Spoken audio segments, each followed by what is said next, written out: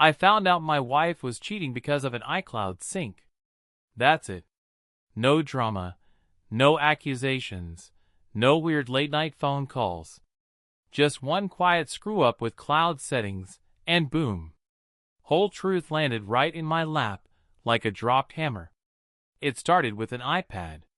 We keep one in the kitchen, for recipes, cartoons, FaceTime with the grandparents. Basic stuff. It's been signed into my Apple ID for years. No issues. But apparently, while trying to fix a storage problem on her phone, Laura signed in to the family iCloud from her end. Probably didn't think twice about it. She must have hit merge data. And just like that, her photos started syncing. Not just camera roll stuff either, hidden album, deleted items, the works. I didn't even notice right away. It was a Sunday. I remember that clearly because I was trying to AirDrop some photos of Mason's soccer game to myself, and the iPad kept pinging like crazy. Notification after notification. New photos added. Over and over again. At first, I thought it was Mason messing with settings. Then I opened the Photos app. And there it was. Dozens of pictures. Not mine. Not his. Hers. Laura. Most of them were harmless. Selfies. Interior shots. Coffee foam. Then came the real ones. Her in a hotel room. Her in bed. Her with someone's hand on her hip. I just stared at the screen. Swiped once. Then again. It wasn't just pictures. There were screenshots too, messages. Some guy named T. Her. I missed the way you grabbed me from behind. Him. Next weekend. Same room? I don't remember breathing. You know what's weird? I didn't feel angry. Not right away. I felt disoriented. Like someone tilted the ground just a few degrees, and now nothing sat level anymore.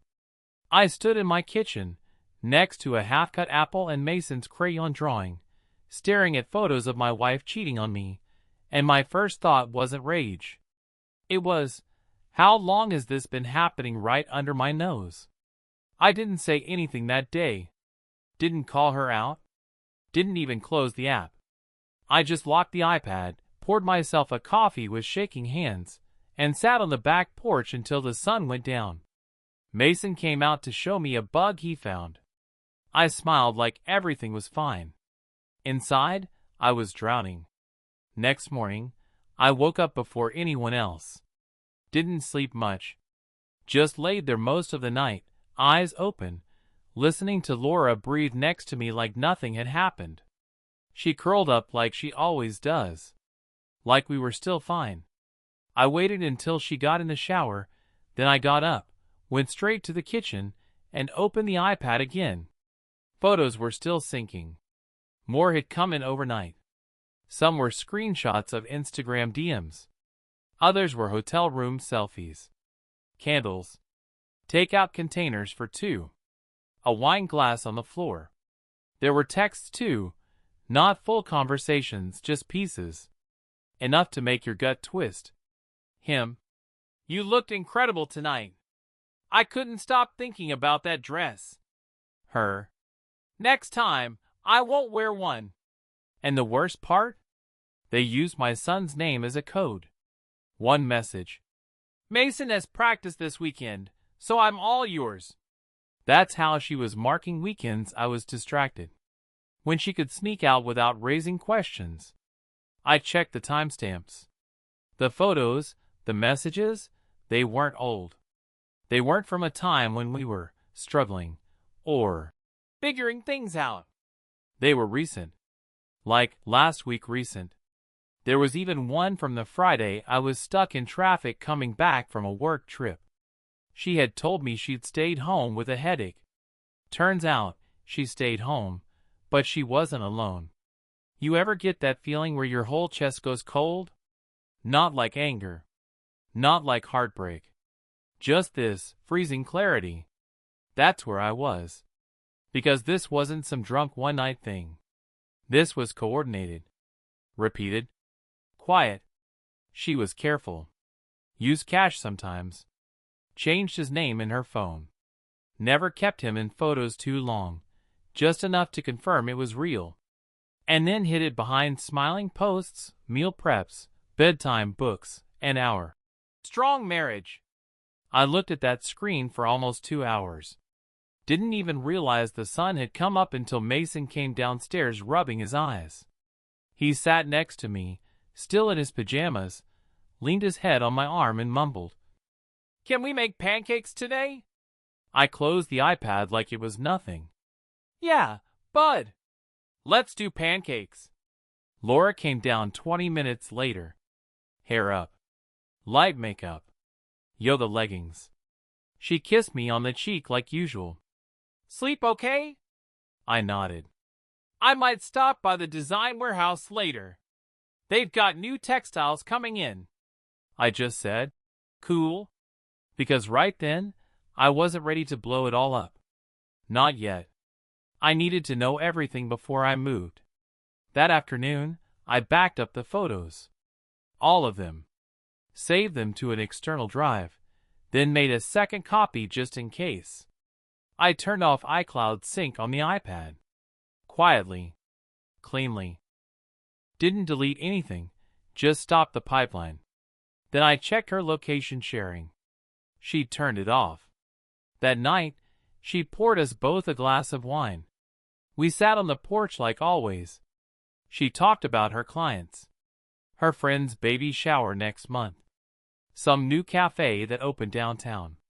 She didn't even flinch. Didn't look nervous. Didn't seem guilty. That made it worse. 2 days after I backed everything up, I figured out who the guy was. It wasn't easy. Laura was careful. She never used his full name in messages. No clear photos of his face. Just hints. Angles. A wrist with a leather watch. A blurry mirror reflection. A car dashboard I didn't recognize. But then I caught something. In one of the screenshots, he sent her a picture. It was a photo of a bottle of wine, expensive stuff, sitting on a counter with a white marble backsplash and brass trim. A distinctive kitchen island in the background. And I'd seen that kitchen before. At a holiday party last year. Laura had dragged me to a launch event for one of her interior design partners. It was held at a private home, owned by one of her clients. A guy named Marcus Dyer. Real estate developer. Divorced. Late 40s. Laura had done his kitchen and 2 bathrooms. He was charming. Flashy. The kind of guy who says, "Let's circle back," in real life and wears sunglasses indoors. I never liked him, but I also didn't think much of him after that night. Until now. Because that kitchen? Same exact one. I dug deeper. Found an old photo on her Instagram from when she finished the project. Same counter. Same backsplash. Same bottle. He wasn't just a random fling. He was a client. A repeat one, apparently. That's when it got personal. See, when it's some stranger it stings. But when it's someone who shook your hand, stood in your house, called your wife, a true visionary, that burns different. He knew who I was. He knew we were married. And she still let him in. I didn't confront her yet. I wanted to. God, I wanted to. But I held back. Because I knew, once I opened my mouth, everything would change. No more pretending. No more normal. And I needed a few more pieces before I set fire to the whole thing. So I waited, watched, and kept pulling threads. She started acting different that week. More texts at night. Taking calls in the garage. Said she was overloaded with clients. But her calendar was wide open every Thursday afternoon. She started wearing perfume again. Not the usual one. Something stronger. Something new. Mason asked her one day if she was going on a date. She laughed it off. Just a meeting, buddy. Grow-up stuff. He went back to coloring. I watched her walk out the door in heels I hadn't seen in months. I texted my friend Ben that night. He works in IT security. Told him I needed help confirming some things. Quietly, he said, "You're not the first guy to ask. I'll set something up." By the weekend, he'd built me a dummy email account with a tracker. I used it to send Laura a fake invite to a furniture show, something she'd be interested in. She opened it. And boom, I had her IP, her device, and the timestamp. Guess where she was? Not at the warehouse.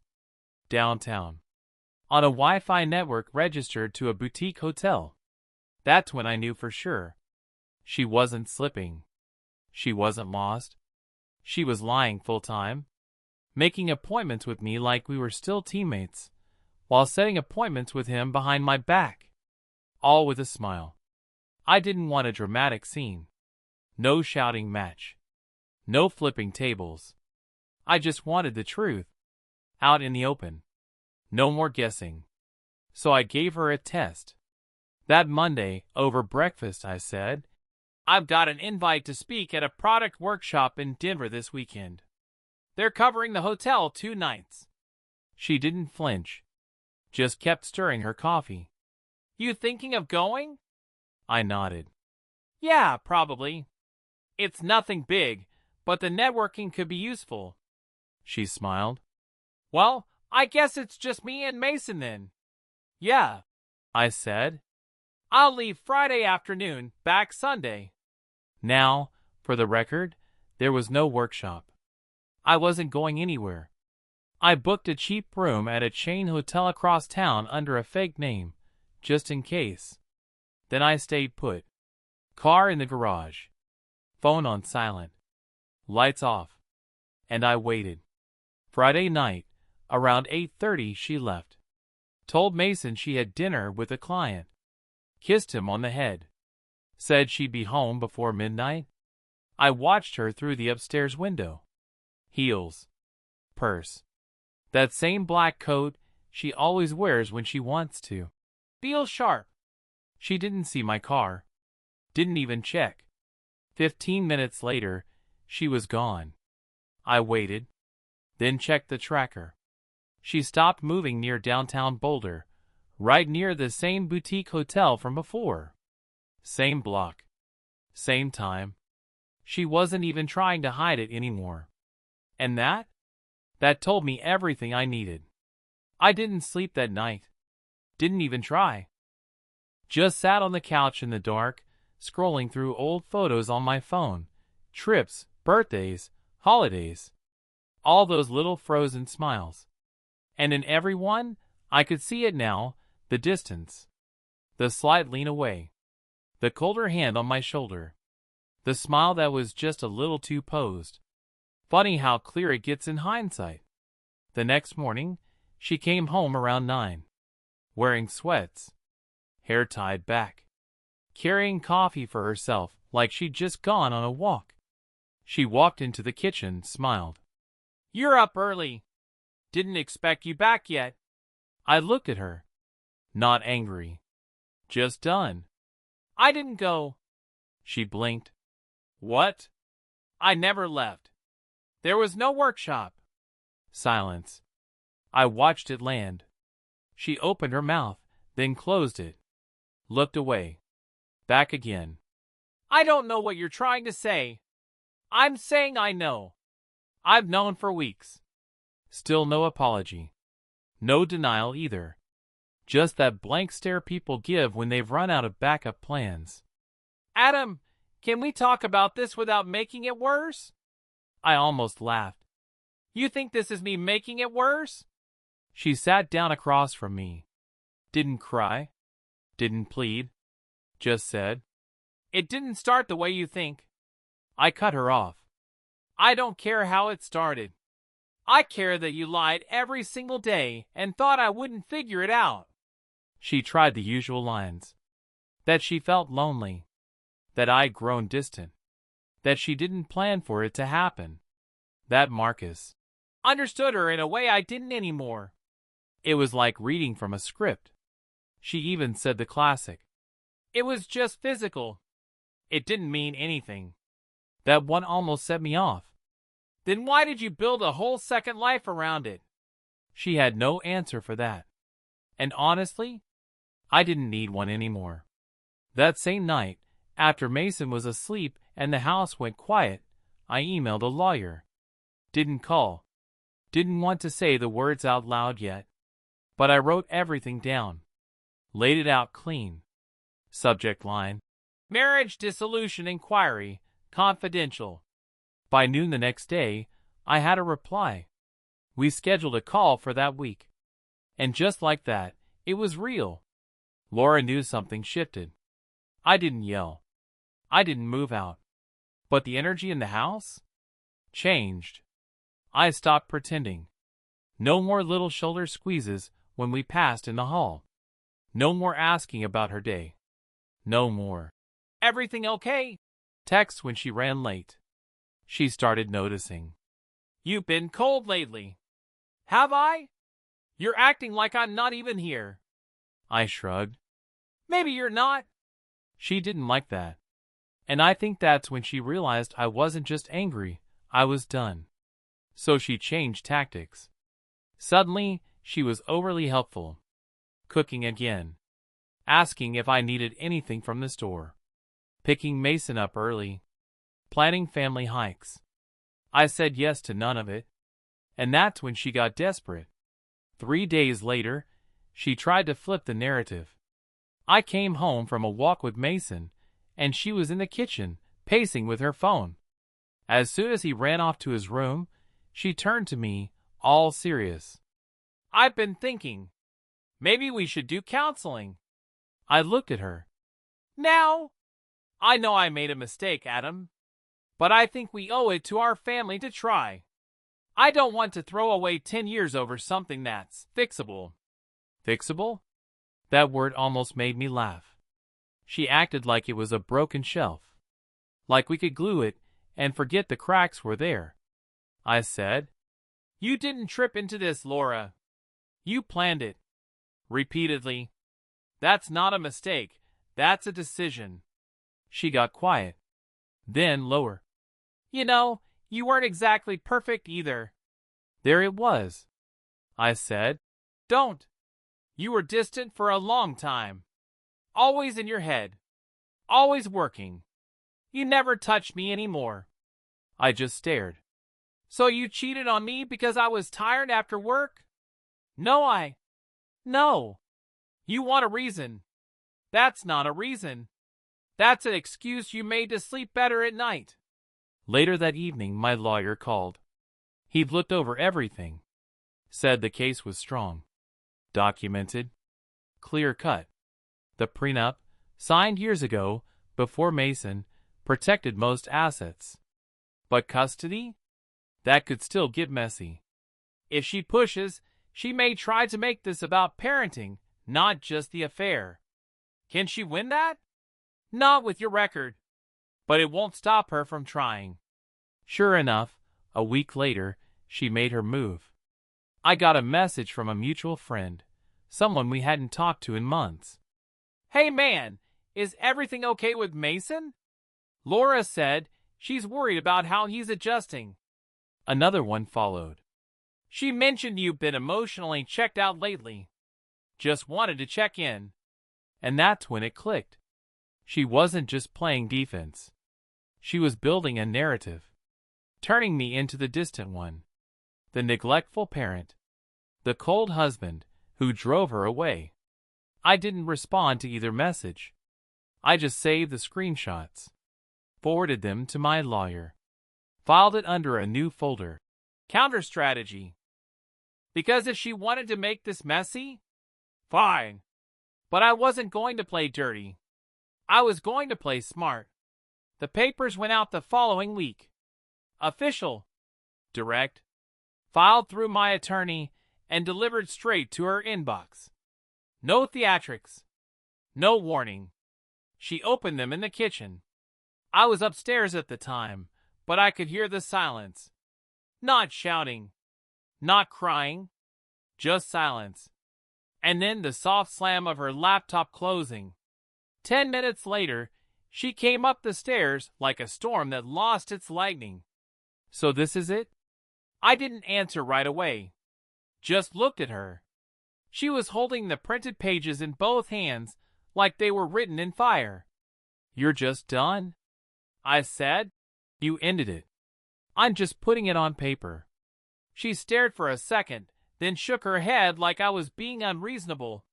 You really think I'm the only one who messed up? I don't think, Laura. I know. This wasn't just about him, Adam. It was about everything. The distance. The routines. The fact that I felt like a ghost in my own house. I just looked at her. And you fixed that by crawling into someone else's bed? She broke eye contact. Sat on the edge of the bed. Shoulders slumped. Hair falling in her face. And then soft. I don't want to lose Mason. That hit me harder than anything else she'd said. Because for the first time, I saw fear. Not guilt. Not shame. Fear.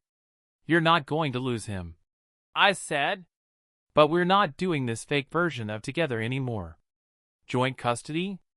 I nodded. 50-50. She didn't argue. Didn't ask for more. Just sat there, breathing like someone had been running in place for months. That night, she knocked on my door. I was in the guest room by then. Had been for weeks. She stood there for a while before saying anything. I know you'll never look at me the same. I stayed quiet. But I need to say this, even if you don't care. Still quiet. He didn't mean anything. I mean that. It wasn't love. It wasn't even real. It was just attention. Stupid, surface-level attention that I let become something else because I was too weak to stop it. She started crying then. Not loud. Not dramatic. Just quietly folding in on herself. I didn't move. Didn't comfort her. Not out of cruelty. But because I'd already done my grieving. I wasn't going to hold her together after she'd torn us apart. She took a breath. Do you think we'll ever be okay again? I said.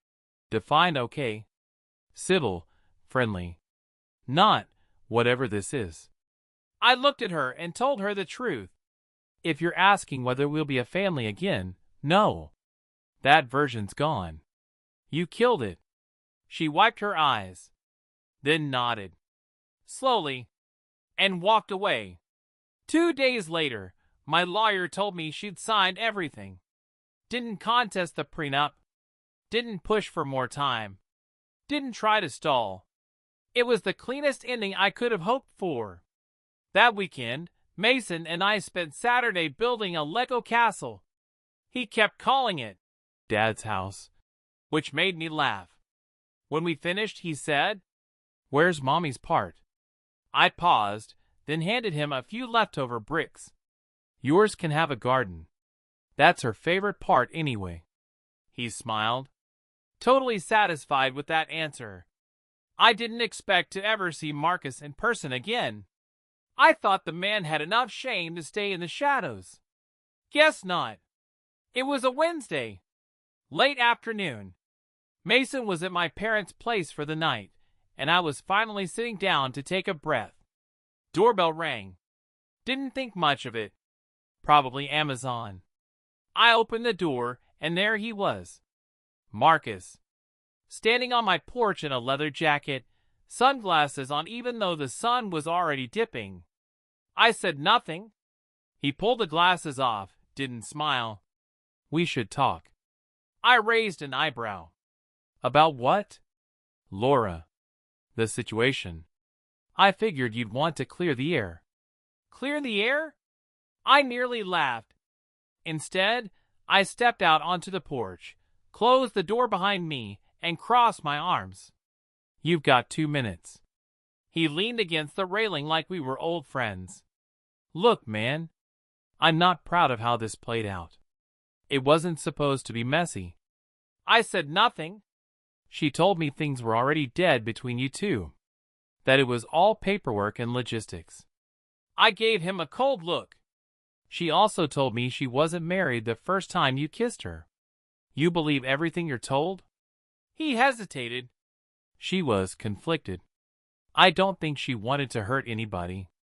That's when I stepped closer. She didn't just hurt me. She used our son as a scheduling tool. She lied about meetings, used him as cover. While you two were playing house in hotel rooms, she was showing up to bedtime like nothing happened. I didn't know about all that. Yeah. You didn't ask either. He shifted like he was getting uncomfortable. Then he said something that really pushed it. I just wanted to make sure we're good, man. I didn't want bad blood. We're good? I stepped off the porch, stood a foot from him. You don't get to be good with me. You slept with my wife. Repeatedly. You smiled at me at a Christmas party, and then went behind my back for months. He opened his mouth, probably to offer some half-baked apology, but I wasn't interested. This isn't some misunderstanding, Marcus. This is you crossing a line and hoping I'd be too polite to punch you in the mouth for it. He tensed, tried to stand taller. But I wasn't playing. We're not friends. We're not peers. We're not anything. You don't come to my house again. You don't talk to Laura through me. You don't exist in my world.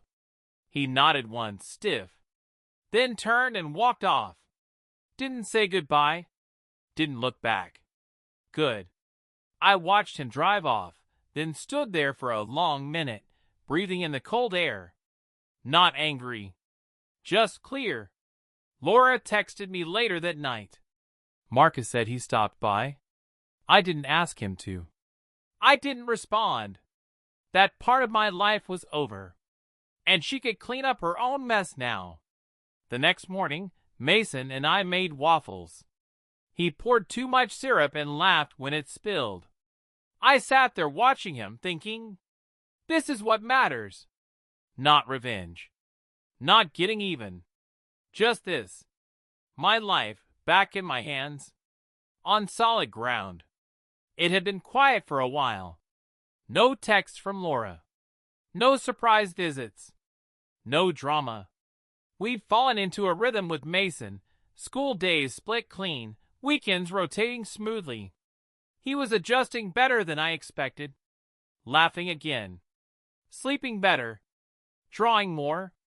The kid was healing faster than I was. And just when I started to think we might actually pull this off like adults, Laura did what Laura does. She made it about her. It started with a post. An innocent enough photo of Mason and her at some farm-to-table brunch spot, both smiling. But the caption? Saturdays with my world Yellowheart learning to rebuild after the storm. Okay, fine. Mildly cringe, but not offensive. Until I got a message from one of Laura's old college friends, someone I barely knew. Hey, just checking in. I saw your ex's latest post. Sounded like she was hinting at some kind of custody issue? Hope everything's okay. Wait, what? I went to check her story archive. There it was. Black screen, white text. Emotional music playing softly. I won't get into details. But fighting to keep your child's stability is a different kind of heartbreak. Some people confuse control with parenting. She tagged nothing, but the message was clear. She was implying I was making custody hard. That I was the one destabilizing Mason. And people were buying it. That night, when I dropped Mason off at her place, I didn't even go inside. She came to the car. Big smile. Fake warmth. How was the weekend? Great, I said, until I had to deal with your PR campaign. Her smile didn't even flicker. What's that supposed to mean? I unlocked my phone and held up the post. This. You want to talk about Mason's stability, do it with me. Not through passive-aggressive poetry and a story with lo-fi music. She sighed, tried to play the victim. People ask questions. I'm allowed to express myself. Not when you're dragging me into it. I didn't name you. You didn't have to. You knew what that post would do. She stepped back. You're the one who filed for divorce. You can't control how I grieve it. I almost laughed. You grieved it in hotel rooms. Now you're performing motherhood for likes. That hit her hard. She took a breath, then snapped. You don't get to tell me how to raise our son. I looked her dead in the eye. No, but I will stop you from using him as content. That week, I had my lawyer draft a clause. No public posting of Mason without mutual consent. No emotional weaponizing through social media. Laura pushed back at first, but when we reminded her the original divorce filings included behavior patterns, and we could present those if needed, she folded. Signed it. Quietly. Haven't seen a post of Mason on her page since. She shifted to sunsets and smoothie bowls, which honestly suits her just fine. Mason didn't ask about the divorce right away. He was 6, smart, sensitive, but still a kid. He just wanted pancakes in the morning and story time at night. I figured that was enough. But eventually, the questions started to build. At first, it was simple stuff. Why do you sleep in the guest room? Why don't we all live in the same house anymore? Why do you and Mommy talk weird now? I dodged. Soft answers. Half-truths. Mommy and Daddy need space. Grown-ups have to work things out. Nothing too heavy. Until one night, he looked at me from the back seat and said, Did Mommy make you sad? I nearly pulled over. We were driving home from a movie. He was half asleep, head leaned against the car seat, just staring out the window. I said, Why do you ask that? Because you looked sad all the time before. And now you smile more. I didn't speak for a second. Then I said, Yeah, Mommy and I had a hard time. But that wasn't your fault. Ever. He didn't respond. Just nodded slowly. Like he'd already known that. Like he needed me to say it out loud. Then he asked, Did she hurt you? And I swear, I had to grip the wheel tighter. I didn't want to lie. But I didn't want to throw his mom under the bus either. She was still his mom. Still half of his world. So I said, She made some choices that weren't okay. But I'm okay now. He looked out the window again. Okay. That was it. No follow-ups. No tears. Just that small, brave voice accepting something no 6-year-old should have to process. Later that night, after he fell asleep, I sat in the hallway outside his room for a while. No phone. No distractions. Just me and the weight of what had happened. You spend so much energy trying to protect your kid from pain. And then they go and figure it out anyway. Quietly. Gently. On their own terms. Mason didn't need details. He didn't need screenshots or arguments or hotel dates. He just needed to know I was still his. Still steady. Still honest. Still there. The next day, I picked him up from school and he said, Can we make a new family now? I asked, What do you mean? Like, just us. You and me. With new rules. I smiled. Yeah, buddy. We can do that. The divorce was finalized in early spring. Quietly. No courtroom showdown. No last-minute drama. Just a few signatures, a notary stamp, and a check to the county clerk. 10 years of marriage closed out in less than an hour. Laura didn't say much when we signed the last round of papers. She showed up in her usual muted tones, hair neat, face calm. I could tell she wanted to say something. But whatever it was, she didn't. And I didn't ask. After we walked out of the attorney's office, she paused by the elevator. This isn't how I thought we'd end. I nodded. Yeah. Me neither. Do you hate me? I thought about it. And then I said, No, but I don't owe you anything else. She blinked like she wasn't expecting that, then stepped inside the elevator. Didn't look back. Good. I didn't celebrate. There's nothing fun about watching a future you believed in dissolve piece by piece. No matter how justified the ending is, it still hurts. But there was relief. A heavy kind. The kind that doesn't feel like happiness, but something deeper. Freedom. A few weeks later, I made some changes around the house. Took down a few framed photos that didn't mean anything anymore. Moved my office upstairs. Painted Mason's room the color he picked. T-Rex green. We bought a new couch. Smaller. Cozier. And it didn't have space for someone who didn't live there anymore.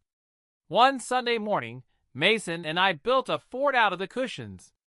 Blankets, flashlights, popcorn. He crawled in and said, "This is our new base." I said, "Yep. Fort Keller 2.0. He laughed. "This one's better. It's quiet." Laura stayed consistent on her end of the custody agreement. No drama. No games. She picked him up on her weekends, dropped him off on time, didn't push boundaries. Her social media changed too. More food. More vague quotes. No Mason. Sometimes I'd wonder what stories she told herself to make it all sit right in her head. But I never asked. Because honestly, I didn't care anymore. One night, a few months after everything settled, I got a text from her. "Thank you for being a good dad. He's lucky." I didn't respond. Not to be cold, but because some messages don't need answers. Some people just want to feel better about how it all ended. And that's not my job anymore. Mason's 7 now. He still talks about things we did when we all lived together. But it doesn't break him. He's made peace with it in the way only kids can, by focusing on the now. And honestly, he's thriving. We've got routines. Pizza Fridays. Backyard camping. Random Target runs where he always tries to sneak candy into the cart. I tuck him in every night he's here. And every time I do, he says the same thing. "Love you, Dad. You're my best friend." And that's the only closure I'll ever need. So yeah, that's how it ended. She cheated. I found out. We divorced. No revenge. No screaming finale. Just the truth. Just a quiet reset. And honestly, that's enough. That's everything. That's peace. The end. You want more interesting stories? Subscribe to the channel. I have a lot of stories.